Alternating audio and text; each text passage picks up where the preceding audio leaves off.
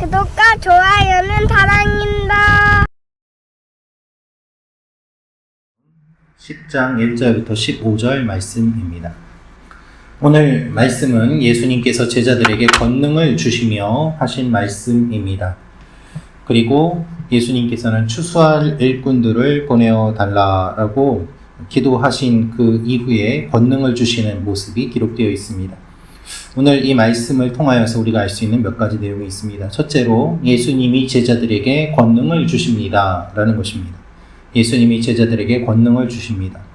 1절 말씀을 제가 읽어드리겠습니다. 예수께서 그의 12 제자를 부르사 더러운 귀신을 쫓아내며 모든 병과 모든 약한 것을 고치는 권능을 주시니라. 아멘. 추수할 일꾼을 보내달라 말씀하신 다음에 권능을 주신 이유는 실제로 제자들이 추수할 일꾼으로 사역을 할 수 있도록 하기 위함이었습니다. 그래서 1절의 원어를 보면 권능을 주신 목적을 포함하고 있습니다. 그분은 그들에게 더러운 영들을 쫓아낼 수 있도록 권위를 주셨다라는 의미입니다. 여기에서 알 수 있는 사실이 있습니다. 예수님은 권능을 주시는 분이라는 것입니다. 권능이 없으면 줄 수 없을 것입니다. 또한 본인은 권능을 가지고 있다고 하더라도 그것을 다른 사람에게 주는 방법을 모르는 사람들도 있습니다.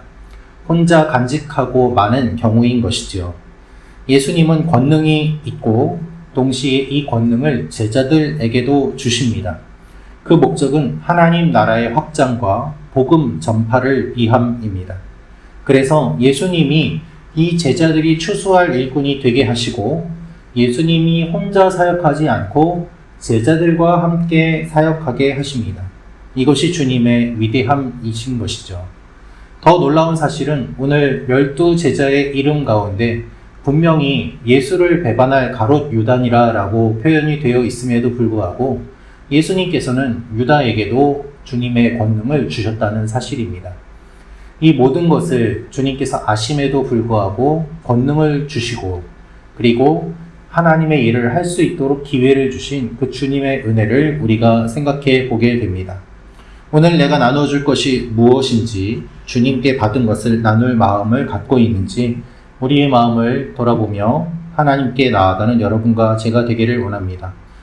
우리에게 주신 것을 우리도 또한 나눔으로 말미암아 주님의 일들이 이루어질 줄로 믿습니다. 두 번째로 알 수 있는 것은 이스라엘 집에 잃어버린 양에게로 가라고 하십니다. 우리 5절 6절 말씀 같이 읽겠습니다. 시작.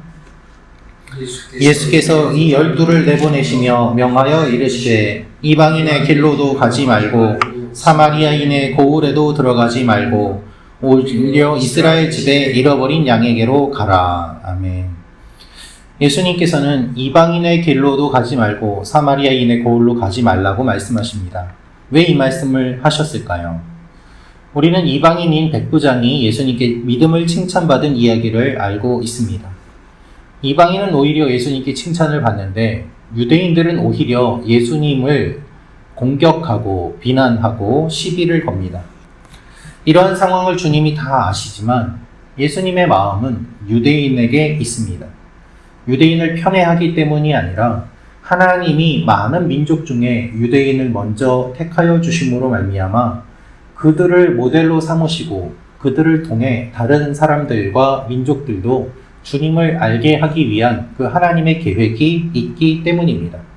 그 역할이 주어졌기 때문에 복음이 먼저 유대인들에게 전해져야 됨을 말씀하시는 것입니다. 주님의 구원 계획과 질서, 순서 가운데 유대인에게 복음이 전해지는 것이 들어 있습니다. 그들이 받아들이지 않는 것은 그들의 책임인 것이죠.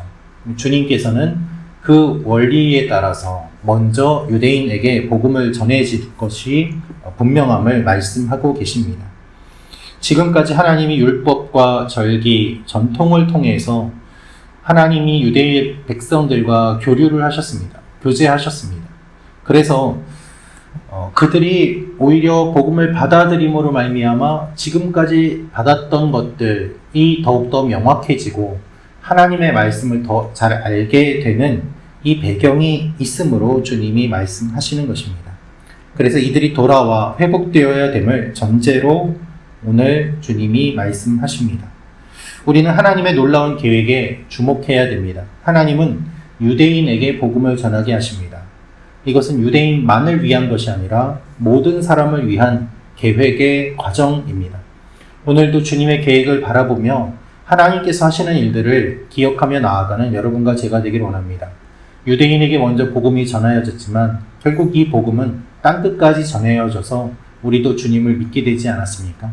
이 복음이 계속해서 전해지도록 오늘도 기도하며 중보하는 여러분과 제가 되기를 원합니다.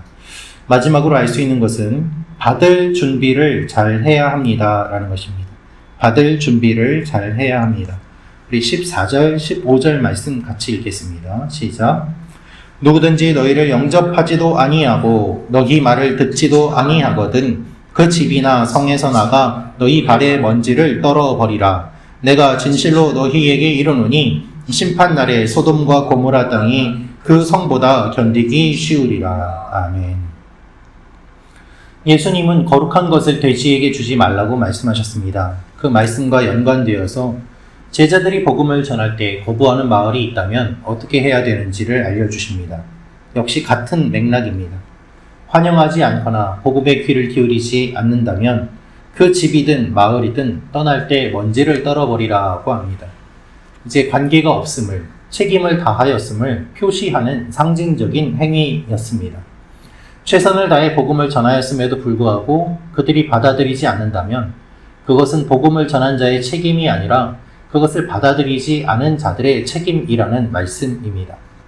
복음을 아예 듣지 않았으면 모르겠는데 복음을 듣고 받아들이지 않으니 그 책임이 훨씬 더 큰 것입니다. 우리는 주님께 무엇인가 달라고 기도를 많이 합니다. 그러나 주님이 주시는 것을 받을 준비는 잘 하지 못합니다. 주님께 무엇인가 달라고 기도한다면 그것을 받을 준비 또한 되어야 할 것입니다. 오늘 우리의 마음과 태도는 어떤지 생각해 보면 좋겠습니다. 주님께서 무엇을 말씀하시든 그것을 그대로 따를 준비가 되어 있는지, 그리고 그것이 우리에게 정말 유익함을 믿고 순종하며 나아갈 결심이 되어 있는지 하나님 앞에 기도하며 나아가는 여러분과 제가 되기를 원합니다. 기도하겠습니다.